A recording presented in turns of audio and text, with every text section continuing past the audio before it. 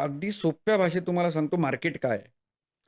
तुम्ही सकाळी उठल्यापासून रात्री झोपेपर्यंत ज्या गोष्टी विकत घेताय ना, ते मार्केट आहे. हां, बरोबर. सकाळी उठल्यावर तुम्ही पहिली गोष्ट काय करता?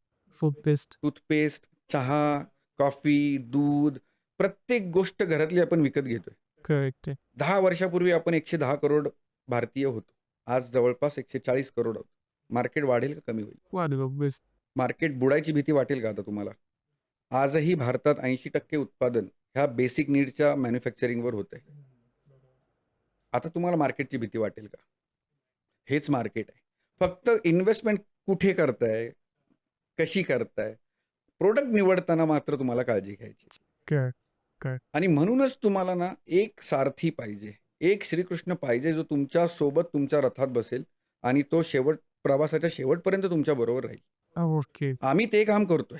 आज 1500 पेक्षा जास्त लोकं आमच्यावर विश्वास का ठेवतायत? मी प्रॉडक्ट विकून, प्रॉडक्ट देऊन बाजूला गेलो नाहीये. आज मी त्यांच्या बरोबर आहे. आज मी त्यांच्या साथीने काम करतोय.